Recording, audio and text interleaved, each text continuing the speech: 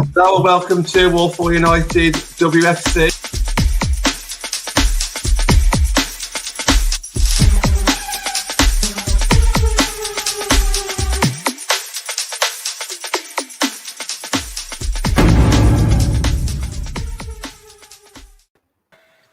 Good afternoon and welcome to Walsall United WFC's Anthony's Prediction Show.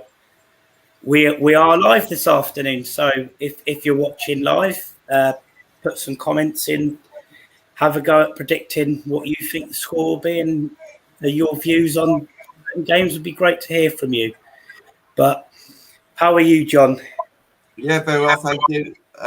First time that we've done this live, so looking forward to it. It's a good weekend of football. Actually, I've got the fixtures in front of me, and I don't think there's one game that I'm actually bored about on this weekend. There's every match looks exciting in one way or the other. So looking forward to this show. Yeah, no, I agree with you. I definitely think there's some interesting games and some games where we might have thought before certain events happened, results-wise, we thought would be a foregone conclusion, but maybe not be the case after that result last week for Birmingham.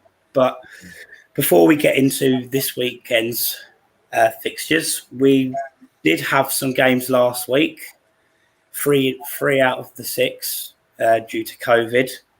So we'll start with the shock result, Birmingham v Arsenal.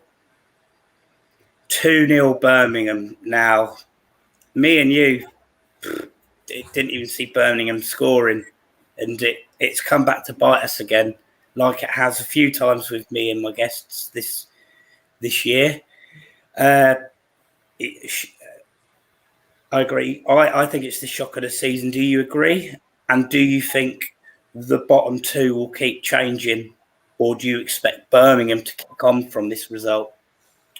It's definitely the shock of the season because we've had some shocks in the past, but Arsenal have been so good and Birmingham haven't even picked anything up hardly, apart from like a point even there, well, 1 point before that game. So for me, it's definitely the shock of the season. And from what I'm led to believe as well, they've fully deserved it, you know. So I can't see Birmingham kicking on too much. You know, I do think that'll be, you know, I think it'll be down to the final game between them and Leicester. Without Connor in the comments, mate. Yeah, but I think it's great just as a reminder that anything can happen, and accidents happen as well. You know, not every result goes the way that you expect it to, obviously, or else there'll be some very rich people out there. And it also shows that Arsenal, the manager and the players, are human as well. You know, we've got to remember that it's not all just it doesn't all just go by form, does it? Well, no, and I watched the game, and you wouldn't have known which team were top and which team were bottom. Birmingham were brilliant, and they, even though Arsenal had plenty of the ball still, they didn't really create much. Like what I remember, the keeper didn't really have to. Emily Ramsey, she didn't really have to put out many top class saves. If I can't even really remember any. They were that good at blocking them and keeping them away from the goal and forcing Arsenal to have shots from 25 yards out, which were comfortable for Emily. So whatever the manager did, Darren Carter, I believe his name is, was brilliant, and it would have been brilliant for the Birmingham fans as well because they wouldn't have been expecting that. So it was the shock of the season. I think I agree with you on the kicking off. I think it will switch and change. I think I don't want to write Leicester off like we don't. I think they potentially could get a shock result, but it's about how they do it. But we will see. But I'll say hello. Hi, Connor and John. Thanks for tuning in. Hope you're both well. I'm good, thank you, other than my knees recovering. But I did mention it on the Thursday night review show, what I had done. So if you haven't watched that yet, when you got a moment, then watched that. It was a great show last night with me, Rainey, and John Neville. I think just on that as well, with regarding the Arsenal one, I think it just was a little bit even better the fact that Arsenal's men's team lost as well in that same weekend, and I think that just kind of added to Arsenal's misery. I'm sure they'll be okay going forward, but yeah, it just means a little bit more when both teams lose as well, doesn't it? Yeah, no, definitely. And if you had been a brave person and put money where your mouth is and put both Arsenal teams to loss, well, the Birmingham women beating Arsenal would have certainly put the money stakes up that you would have got back. But that's Birmingham Arsenal. We'll move on to Brighton v Man City now. Now, it was an even first half. But the second half, Man City rampant. And it's not the first time they've done it this season. They did it against Villa. And I think they might have done it once more. But it ended up Brighton 0, Man City 6. And City scored 4 of them in 8 second-half minutes. So a goal every 2 minutes. With them being rampant, this is the real City we expect. As a United fan, does it worry you, especially with all their players? I've said from day one. I've said it like September, October, November, December, and now January. They're the ones who's going to challenge us for top 3. And I'm not like disregarding Tottenham, but for me, I'm more worried about City than Tottenham. We knew that the players would come back eventually. We knew that they'll eventually start getting some form, and the cream does rise to the top over the space of the season. So, yeah, I am definitely worried about City. Looking at the game ahead as well against Aston Villa, we won't go into that too much detail just yet, but you've got to fancy their chances there as well. So we've just got to keep on doing things our end at the moment, because I can't see City dropping points outside of the Arsenal-Chelsea at the moment. So, we've just got to keep on doing everything because we can guarantee the City are going to keep on going from strength to strength now, I think. Yeah, no, I agree. They've had their blip early season. Their players are slowly coming back now. City is a big worry, especially if, as we discussed last night, if we don't get the people in to create the depth and the quality in the squads, then that's another issue, because City at this moment in time have definitely got a better squad than us. Yeah, and it will take time, but I'd like to hope we would learn from our mistakes from last season, where we didn't push on in the second half. So for me, I'm with you. It is a big worry, and I fully expect City not to drop many points this second half of the season.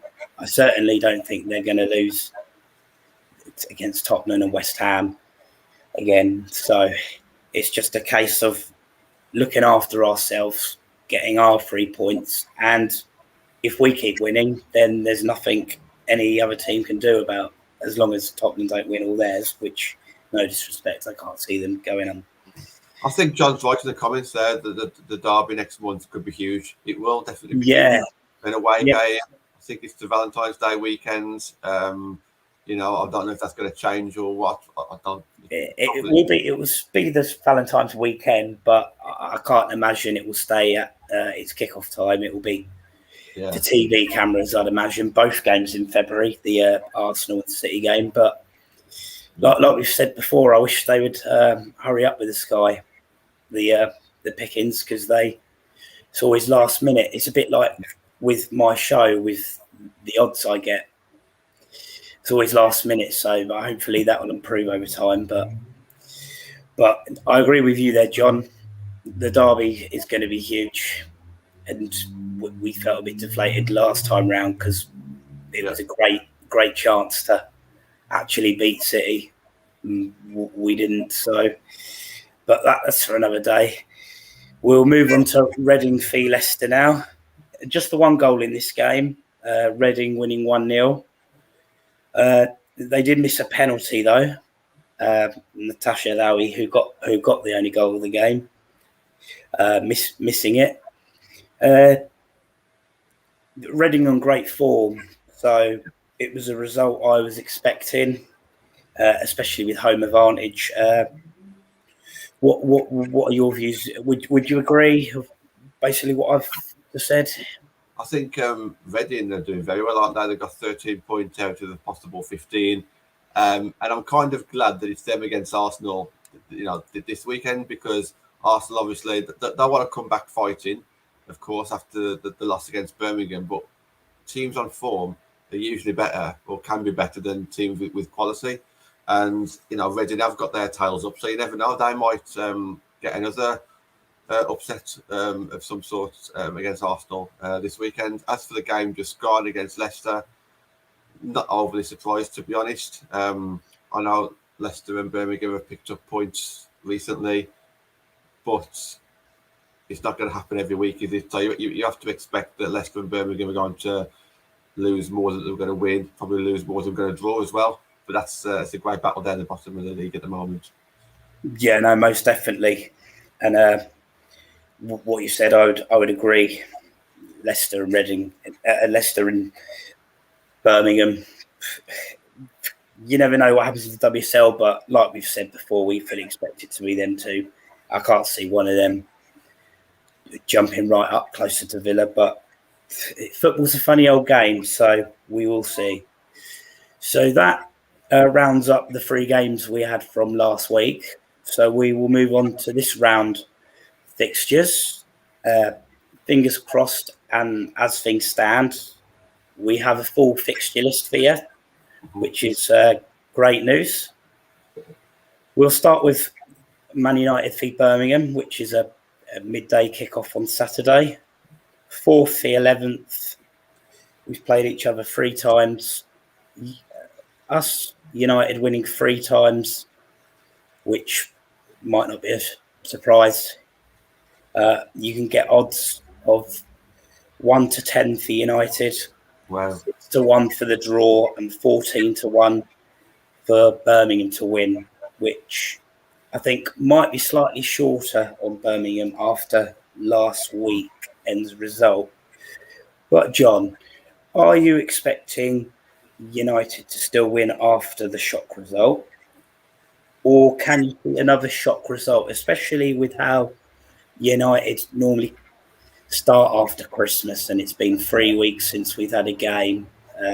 Could we be a bit slow to get off? Yeah. Start? And then if you're playing catch up, it's very hard to get in front. So we've got to be aware of that. Would you agree? Can you see that being the worry? Well, TJ checks in the comments is saying that Birmingham looks like a tough match for this weekend. I understand that with their tails are going to be up, they're going to be excited with obviously just winning Arsenal. I think the odds flatter us a little bit. 10 to 1 on to win. I don't quite think that is probably right. I think what they've probably looked at there is we've won the last 3 games. Obviously, Birmingham have struggled throughout the season. Don't get me wrong, I still consider us as good favourites, strong favourites, especially as home. But 10 to 1 on is quite extreme, I think, for a football match where you're in the same league at least. As for, I can only see this going one way. Obviously I'm a United fan, and we know that we've come back off breaks quite sluggish, but that was maybe under a different regime with different things going on. Maybe we've learned from our mistakes now. We have to see us as favourites. Just because Birmingham won the last game, it shouldn't make it that much tougher. It just means that Birmingham might be up for it a little bit more, but they should be up for any game. If we get that early goal, that'll probably knock a bit of confidence out of them. The longer it goes on at 0-0, then maybe Birmingham will keep on striving to keep that clean sheet. But now, for me, I definitely see a United win. I think, when Birmingham are on but 1, you have to go for a win, especially at home. I'll give my scoreline prediction shortly. As TJ said, and as you've said, we should be favourites to win, and clearly the experts agree. Like TJ said, and we just need to be careful because complacency is a dangerous thing. You only have to look at some of the results this season. The shock results do happen, and the league is getting stronger. So I wouldn't be surprised if these results do happen more often than not eventually with the toughness of the league and that. But I will ask your prediction now. What are you going to go for? We've got John in the comments saying 2-0. If I remember correctly, we won 2-0 at St Andrews, didn't we? We did. I still think we'll have too much for them, if I'm honest. We scored 9 in the last 3 games, conceded 0. I think some of the problems that we had at the start of the season, with not scoring as many as we should be, I think that potentially has gone now. I don't want to over talk about the fact that Birmingham won against Arsenal, because that was a kind of a fluke. Birmingham played really poorly in the first 10 games, and then all of a sudden they turned up against Arsenal. I don't know how they've done it. So I'm going to go for a little bit more than 2-0. I'm going to say 3-0 win. We're at home. We are scoring well, injury-wise, not in a bad place. So, yeah, I'm going to go for a 3-0. And it'll be interesting to see if that's good enough for the fans. I think if we say 2 or 3-0 at the start of the season, they would turn around and say Arsenal, Chelsea and City will score 6 or 7. Obviously, last week, that was a completely different story with Birmingham and Arsenal. So I'm going to go for 3-0. I'll write that down so I don't forget it. Yeah, I like it. Well, I like your optimism. I've gone for us to win. Yeah. I've gone for a bit more of a cautious one. Like, I know we've been tight at the back and stopped making silly mistakes, but I've gone for 2-1.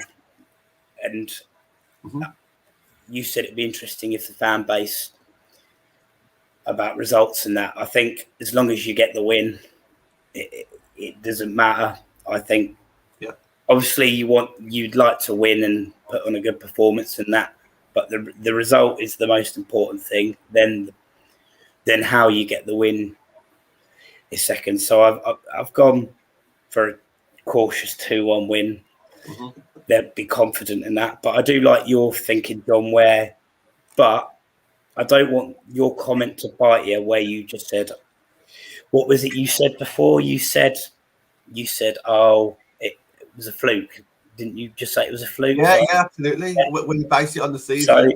So everyone, if we lose against Birmingham, it's John's fault. Yeah, so he'll be. Are you at LSV this weekend? No, my first game back is against Arsenal away. Then Tottenham, whichever one's first. Yeah. Okay. Well, you'll survive if we lose, because you are linchpinned at Lee. But that brings us on to Aston Villa, Man City now. Now, surprisingly, Villa have not picked a single point up against Man City. 4 times, in fact, they've played. You can get Villa at 12-1, a draw at 6-1, and Man City are 1-9.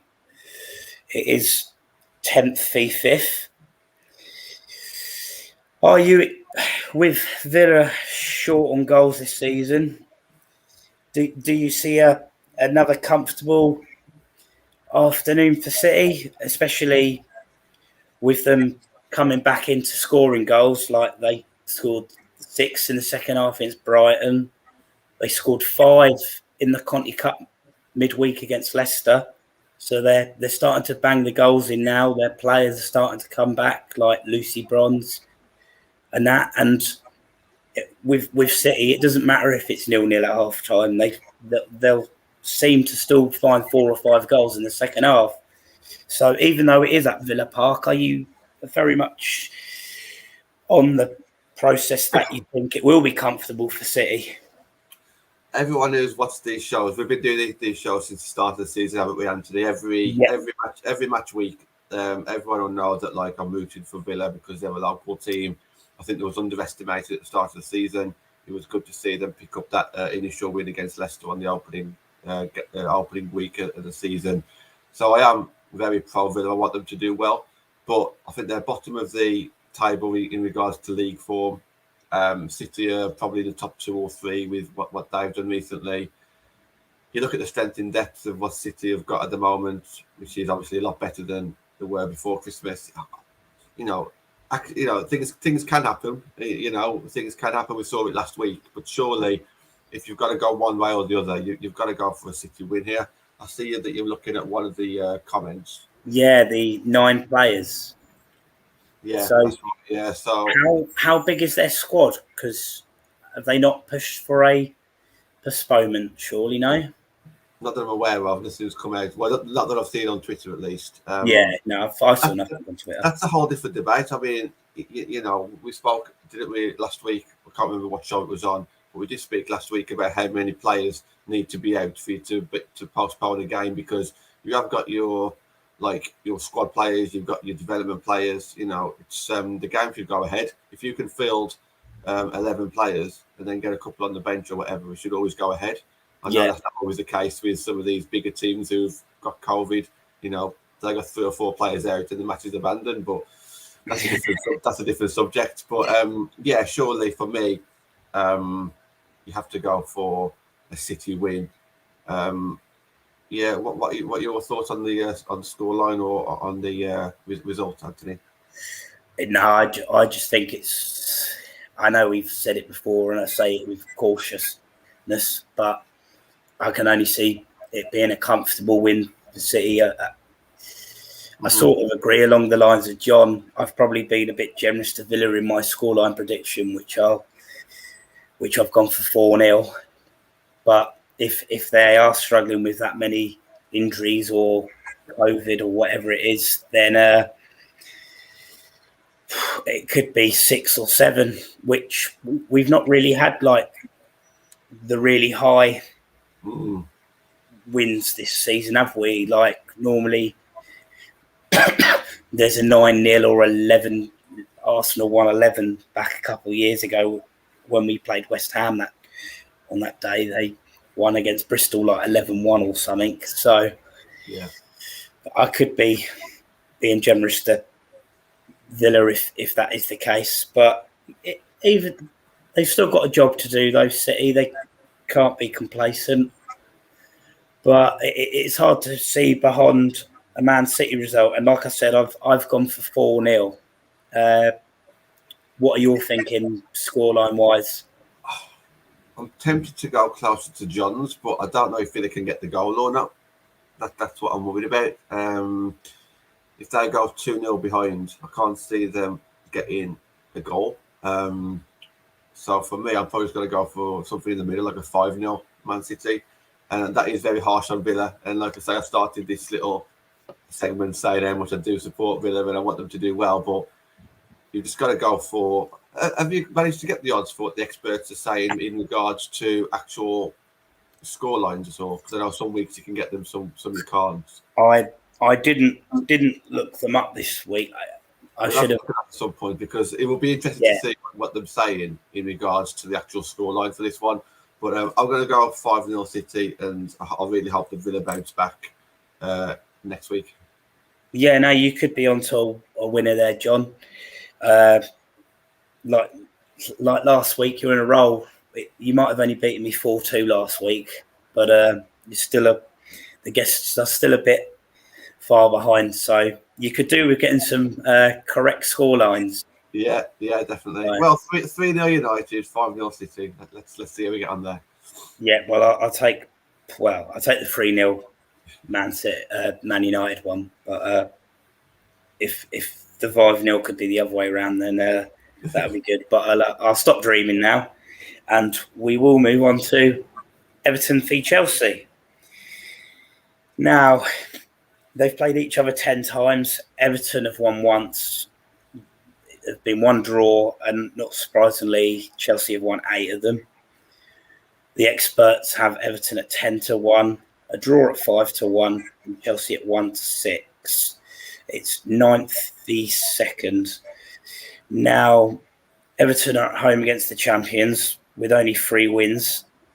Are you expecting a comfortable afternoon for Chelsea, or could you see a Reading kind of shock on the cards?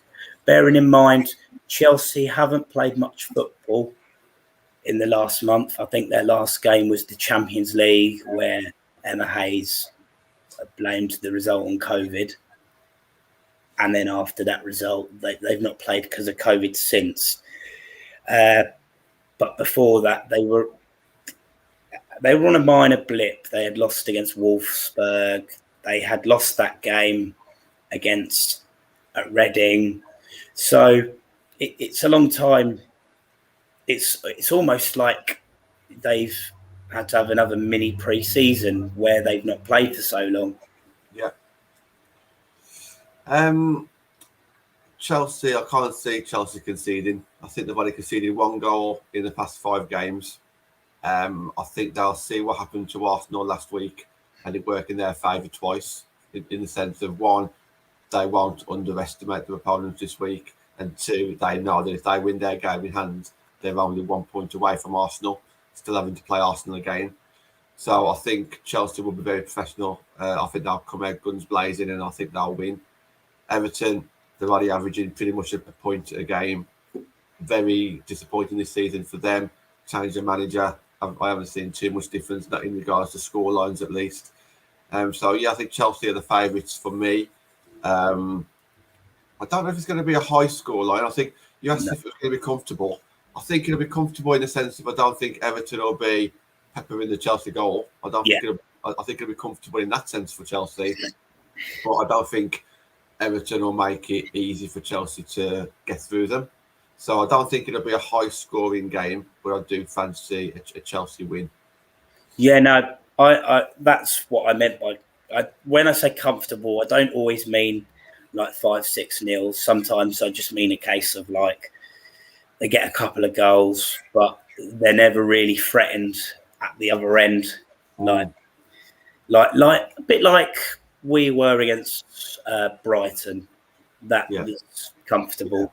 Yeah. So, but no, what you said, I agree with. Everton, they're another team that started all right, got a couple of wins, and that got them up the league a bit. But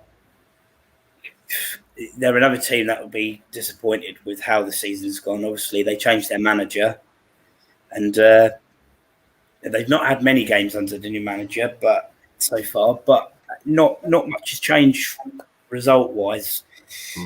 I feel at the moment, so they're definitely going to be disappointed where they are. In terms of this game, I agree. I think Chelsea, I've gone for 2-0. Mm-hmm. I don't think Everton will have much of a sniff on Chelsea's goal. Yeah. I think they'll have a couple of chances, but I don't think they'll trouble the keeper that much. Hello, that's Maisie, isn't it? So, hi, Maisie. Hope you're well. But what about you, John? What's your? I was tempted to say 2-0. I just think it's 90 minutes is a long game, and I think Chelsea have got some quality players, quality attacking players. I did say that there's not going to be too many goals, so I'm going to go for another 3-0 for me on this one. Oh, fair enough. And you didn't want the same scoreline as me, so. Can you remember one of the weeks where we predicted like 6 results and 5 of them were identical?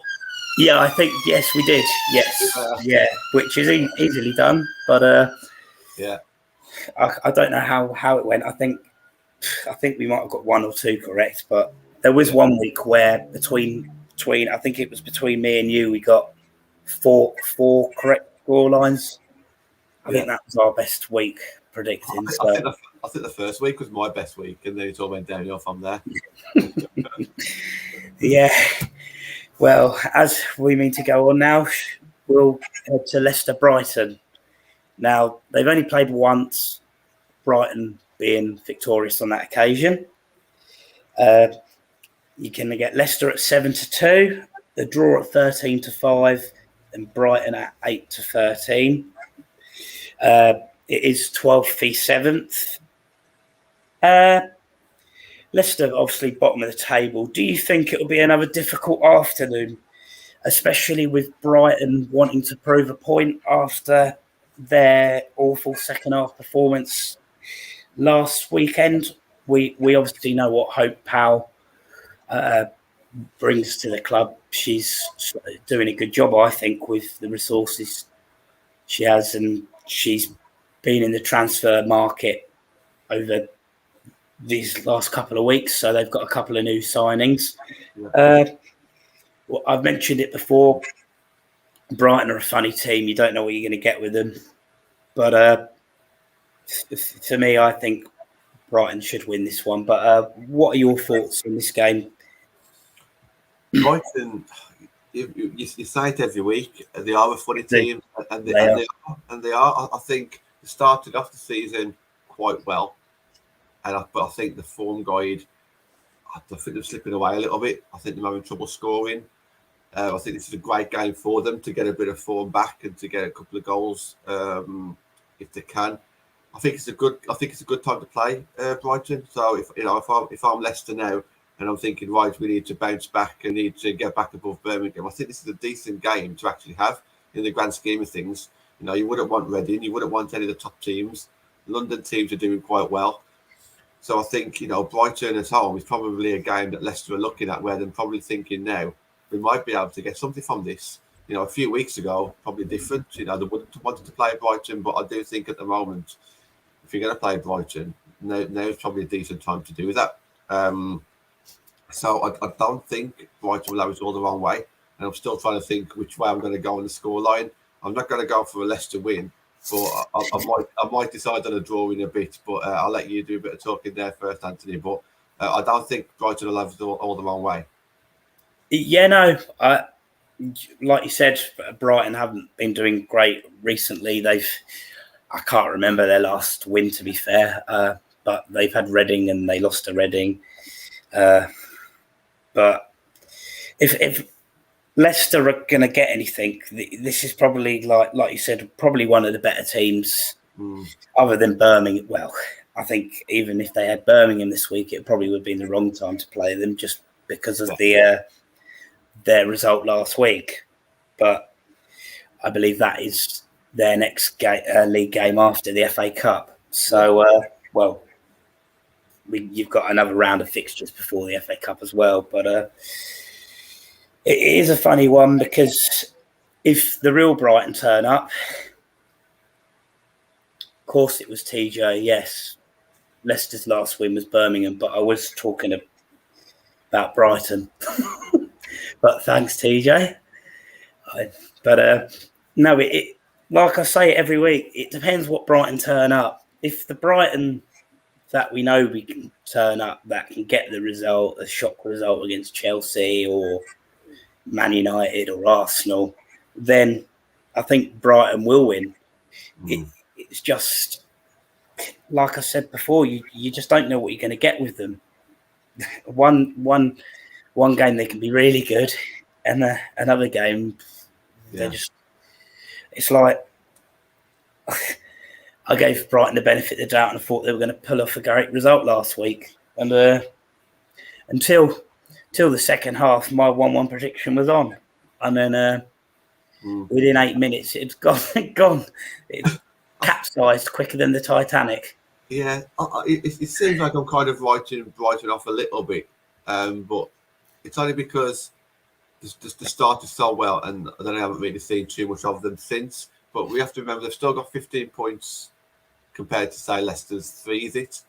They played a game less, I believe, as well than some teams. So they're not miles away. So I might be doing them a bit of injustice here. I just think that maybe they could have pushed on where they didn't push on, like whereas Tottenham did push on, United pushed on in December.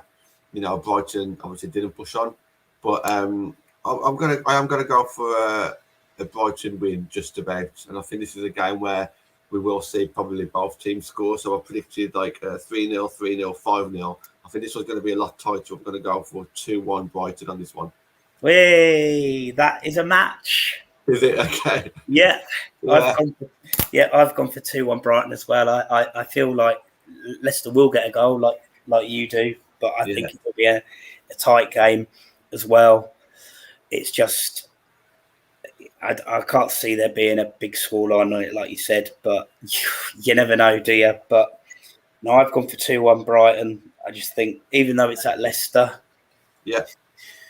I still think Brighton should fancy their chances. But like you said with Brighton, they were in fourth place, weren't they? start of November, we were behind them. So luckily for us, we've gone the other way to them. They've not picked up from their good start. They've gone downhill a bit. So they'll definitely want to stop the rot. They'll definitely want a bit more confidence. So that would be a bit of a confidence booster, and then they can hope that next time out they can kick on from it. Yeah. So that is Everton Leicester. We will now go to Arsenal v Reading, which is first v sixth. Arsenal have won 7, 2 draws. Reading have never won. You can get odds of 1-5 on Arsenal, 4-1 for the draw, and 10-1 for Reading to win, which is no surprise. I don't know. I think 10-1 Reading. I think with Reading's good form, I mentioned at the start of the show. I think they've drew 1 and won 4 of the last 5 games. Reading. I know they're not great, but they're gradually creeping up that table. Exactly. There could be something here. There could be. Arsenal, as I mentioned, it can work both ways. It could be a wounded animal, or they could literally slip up again. So I don't think this one's a foregone conclusion, so to speak. I think this could be a tough game for Arsenal. Yeah, it could be. That was what I was going to ask you, really. I was going to say, do you expect Arsenal to get back to winning ways after last weekend's shock result where Birmingham were brilliant? Do you expect them to get over this blip, or could Reading potentially pull another shock win out of the bag? Because we've seen Reading do it before. They did it against Chelsea. Yeah. So you can never rule Reading out. And as we discussed earlier, Reading are an informed team, isn't it? 13 points out of 15. So Reading will go in confident, especially after seeing Birmingham against them last week. That will give them more. They'll be like, well, if Birmingham can do it, then why can't we? We're on great form. Mm-hmm. It's interesting how they do the odds. I'd be interested to know who actually does the women analysis on the odds side of things, because I sometimes think they just have one person in there and they just do it when they can be bothered, because you can get the Qatar League and you can get all these silly little leagues, but the WSL seems to get left behind, and I'm there going to you, well, the odds are still not out yet, or you can get Brazilian volleyball ones in England. You can get countries that you might not have even heard of, but yeah, English women's football in England. It is tough, isn't it? I think at the end of this season, I'm going to send them an email and ask if they can improve their services, their efficiency. Like I don't get how it takes them till Thursday, sometimes Friday, to get the odds, because the odds were on at 7:00 last night. Now, if we had pre-recorded this show like normal, I wouldn't have had the odds. It makes you wonder if the WSL person only works Fridays or Thursdays. Yeah, exactly. They have Tuesday, Wednesday off, then they just don't upload them. It could be something as simple as that, couldn't it? It really could. Interesting. Yeah, no. Anyway, back to Arsenal, Reading. Are you expecting Arsenal to get back to winning ways? Like what I'd say here is too much Christmas turkey that Arsenal have. If Reading get a point here, I wouldn't be surprised. That's what I would say.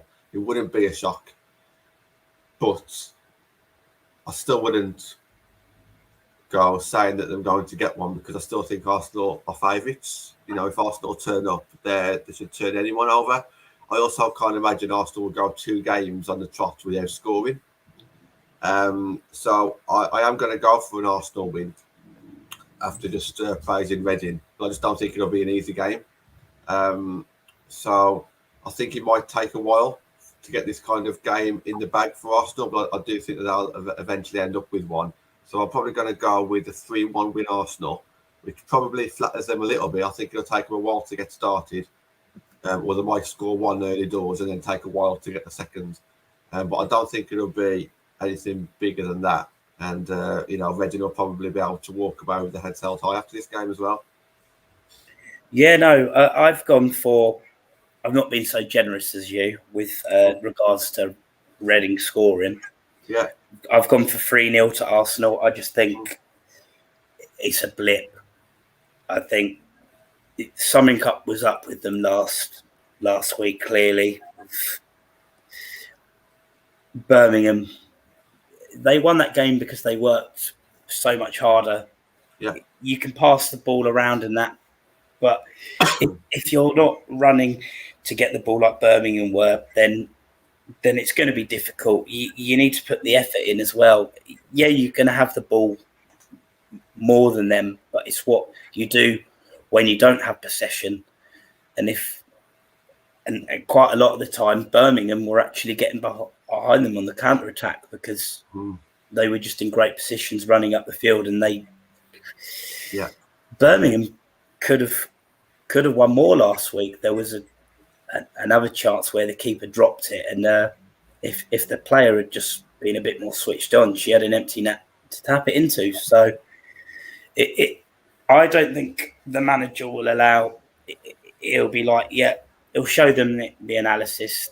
Like, he probably won't be happy with how they worked, but I think a minor blip, and then if for whatever reason they do lose, then the alarm bells might ring, especially if Chelsea win. They've got a game in hand over Arsenal now, with COVID and that being the problem. What's that, DJ? Yeah, that was Arsenal had like 66 possession, but Birmingham created more chances. Yeah, that is fascinating, but possession means nothing, does it? That there was a game I remember. I think it was like Barcelona Celtic. Barcelona had like 83% possession, but they still ended up losing. It's what you do with when you've got the ball. Mm-hmm. When you haven't got the ball, if you because if you just let them, you can let them play with the ball, but if you're not letting them have time with the ball, which Birmingham didn't. We're in a similar situation, Anthony, at Man United. I mean, we very often have the ball in the middle of the park, but until we don't do a lot with it. Yeah, that's right. Yeah. That's something that we need to work on as well, and I'm sure that they are. Definitely, because if Birmingham work that hard, I do worry for a couple of players in the midfield, because there is certain players in our midfield, especially one who likes to hold on to the ball too long, and normally seems to be our downfall. Mm-hmm. But that's for another day, and hopefully Mark would have shown them that, or I'm sure they would have seen it anyway. They probably would have watched the game themselves with a free weekend, didn't they have, because of the game being off last week. Yeah. That's Arsenal Reading. So we will move on to the last game, which is a London derby. Tottenham v West Ham. Now it's 3rd v 8th. Tottenham have won 3 times. They've drawn once, and West Ham have won once. You can get the experts' odds of 19-20, 23-10, and West Ham 9-4. Some could say Spurs have overachieved this first half of the season, but are there on merit and will want to kick on? Are you expecting another nitty-gritty win for Spurs, or can you see West Ham throwing a spanner in the works? Because we know Spurs just get the job done. They don't let many in. They don't score many, but they do what's important and get that tight win. So I think when you said that it's 3rd against 8th, that sounds like a massive gap. But let's not forget, if West Ham win their game in hand, they go equal on points with City, and City are like nearest rivals in my opinion. So West Ham aren't a million miles away. I can also predict that if there's going to be a red card in a game this weekend, I can see it being this one. I think both teams are going to come out guns blazing on this, and I think it's going to be a great London derby. I don't know what time the kickoff is. It's like 6:45 on Sky. 7:15 is it? Is it the later one? Yeah, it's the late. Oh, this will be the only one on Sky as well this week. Okay, so this could be good. This could have fireworks in it, and you might see something. Tottenham will need to be at the best here to win. There's no doubt about that, because I do think West Ham will turn up. Is this going to be the game where Tottenham falter and we can kind of overtake them? It's definitely a possibility. I think, would that be classed as a shock? I think it would only be classed as a shock based on the first 10 games of the season. I think West Ham are doing okay. Have Tottenham overachieved? I don't know if they have overachieved. I think they're probably there on merit. I don't think you can have like 10 or 11 games, 10 games, and just suddenly fluke the way there. I think it's very similar to us. I think if City had all their injuries, then Tottenham wouldn't be third. I think City would be ahead of them. Both teams have done well. I think they've both performed probably slightly higher than expectations, especially if West Ham win their game in hand. I still haven't thought about a score prediction on this one. Potentially, I haven't gone for a draw this weekend, so I may be going for a draw on this one. So that's something that I'm thinking about. What are your thoughts, Anthony? I'm not going to go for any draws this weekend. I think Tottenham with home advantage in that are probably gonna do it for me. I think they'll kick off from where they left off last year, as in the first part of the season. You know what you're going to get with Tottenham. They're very hard to break down, and I'm not sure if West Ham have enough goals in them. So, like you said with the favourites, they're not major favourites. Tottenham. There's not much in it, like pittance, but it doesn't always go to that anyway. Is it? This is another thing about the WSL. If you don't turn up on the day, you can get punished. And like I said, it's getting stronger, the league. So yeah, you have to always be on your game, otherwise things can happen. But like TJ says, it was a good job they didn't sign Kirsty Mewis, because that would have been a great signing for them. And also he mentions about generous not to call her name, but I try and not call people's names out. People normally, especially when we're talking about losing possession, they normally know who I mean, because not everyone's fans' favourite. But regarding the Tottenham West Ham game, I've gone for a 2-0 Tottenham. I think they're going to get slightly more than that one goal, but like I said, West Ham don't score enough, and I'm not sure with how Tottenham are at the back. I'm not sure how they're going to blow that door down to get it in the back of the net. So I've gone for a 2-0 just purely because of how hard Tottenham work behind. They throw their body. Until last week, they were the only team to get something off Arsenal, and even then they had to get their bodies in the way of everything. Whereas with Birmingham, they just made Arsenal look average. There wasn't really any of that, like we've already discussed last game. So they were two very different games. Spurs had to work incredibly hard at keeping it out, whereas Birmingham did it all higher up the field and kept them away. So I think Tottenham 2-0. What about you, prediction-wise? I'm going to do something different then, because I think all of our results have been the same, apart from like the scorelines have been different, but I think the actual match outcomes have all been the same. So I'm going to go something different on this last game. I will stick my neck out and say a draw. And I'm basing that on Tottenham hopefully slipping up a little bit. But well, it would be nice. Yeah, absolutely. Yeah, that's a good point. Yeah, good for United as well. So I'm going to go for a 1-1. I take on board what you say regarding lack of goals. That's that both teams really have been scoring. So, but especially West Ham. So yeah, I'm going to go for a 1-1 here. It's funny that you said 1-1. I writ 1-1 down before you even said your prediction. Really, I bet that. Yeah, I just thought he's going to go 1-1 if he says a draw. Yeah. I can't see. We always get things wrong, don't we? But I can't see there being too many goals in this game. But I do think it'd be heated, and I'm glad that this one's on TV because I think this will be a good one to finish the weekend. Yeah, definitely nice way to end the weekend. That will be.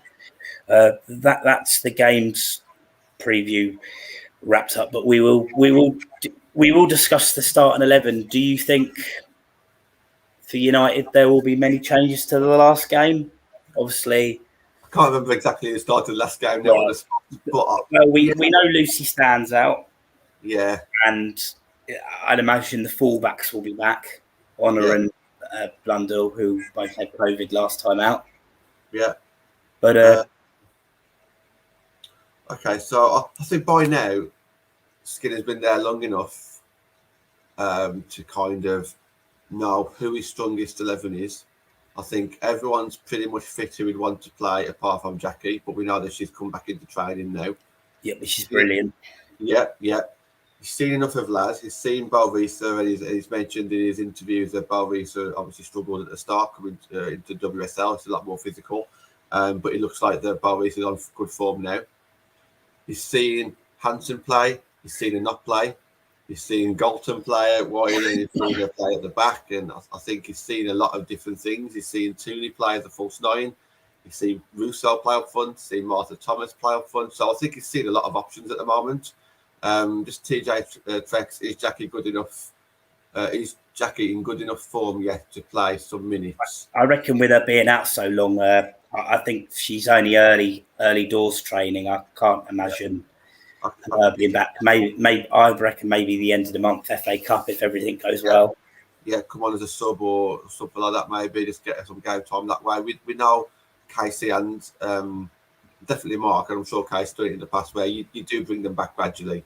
Especially Mark. He with Russo, it seems to take forever for Russo to start playing. Yeah, it did. Yeah, so I think they will be looked after. So no, I can't see obviously Jackie starting this game, but I agree with you. I'll say Earps, Honor, Blundell. Then I'm going to go with Millie and Mannion. I think that's going to be his main back five. I think the hardest bit is predicting what he'll do with the midfield because with Lucy Stan not being there as well,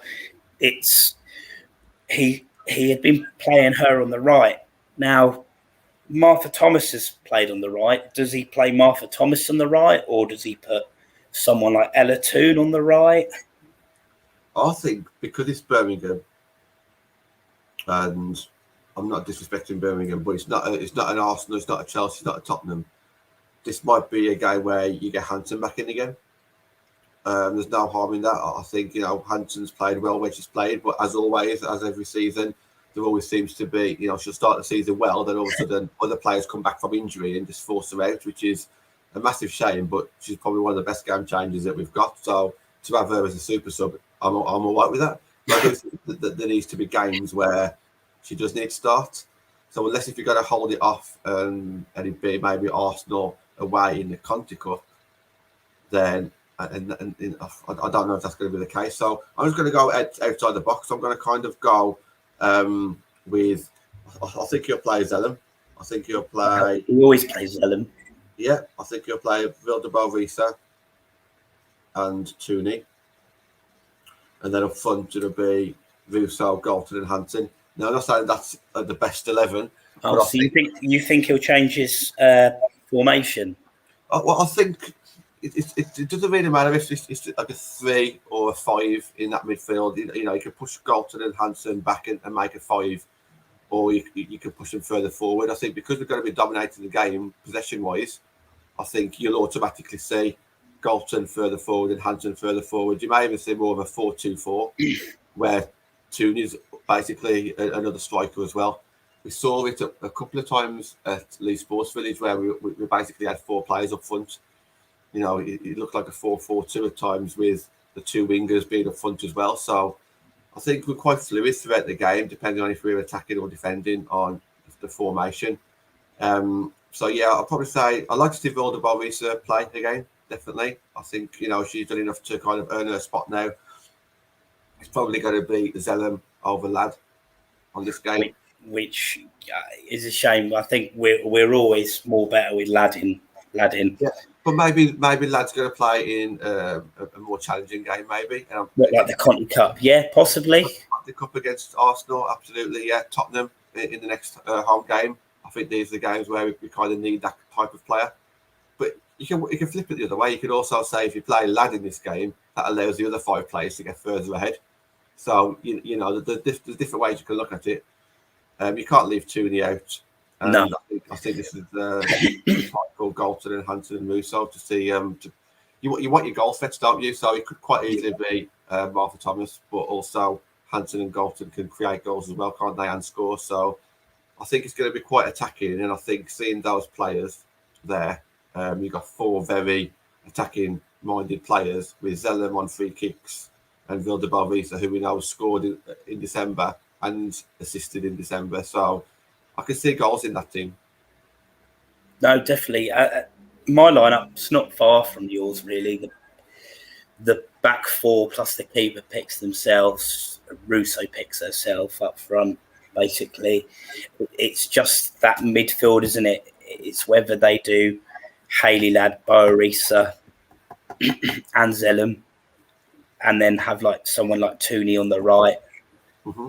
But then you could have Martha Thomas on the right, but then you have to drop one of Zellum, Ladd or Borisa to accommodate, because you don't drop Tooney. Tooney's been brilliant. She'll get even better, which is great for us if we can keep everyone happy. I think it helps that she's United through and through in the DNA. So he has got options. I do think Leah will play, but it's whether it's that one position. It's does he play Hansen or Thomas or Tooney on the right, or does he do the 3 where he has done it, Ladd, Borisa, or is it no? Borisa didn't start, did she? Because this is the thing now. Lucy Stan's out. Lucy Stan had been starting on the right, so it could potentially be Zellum and Borisa, or it could be Zellum and Ladd. But it would be nice to see Kirsty get some minutes, I think. And like TJ says, it is a good problem to have. You don't want you always want to be having these headaches. You don't want to be thinking, you don't want to not be having a headache, because if you have a headache, then it's not good, is it? If you like, well, this is my team, regardless of time and that. But talking about time, we better wrap up. Thanks everyone for tuning in. Thanks for the comments and that. Nice one. I hope you enjoyed it being live for once, which was really good for me. I liked it that I could interact with you all in the comments. So thank you very much, guys and girls. Hopefully you enjoy the rest of your Friday afternoon, evening. I believe we've got Friday's fan forum this evening. That'll be a good one. We're going to be talking about transfers, or the lack of them. So we're going to be getting into a bit of a debate, to be honest, on that one. So Friday, which is Friday now, tonight, 7 o'clock, me, Andy, and a couple of others, at least a couple of others will be joining us. It's going to get heated, I think, tonight. Then Saturday you got Matt and Ben's show, and then Sunday they're doing a Craney and Gareth are doing a little content about their trip with FC United. So that's everything for the rest of the week. Thanks for tuning in again. guys. Thanks, TJ. It's been a pleasure, and we'll see you soon. Thank you. Bye. Thank you, guys.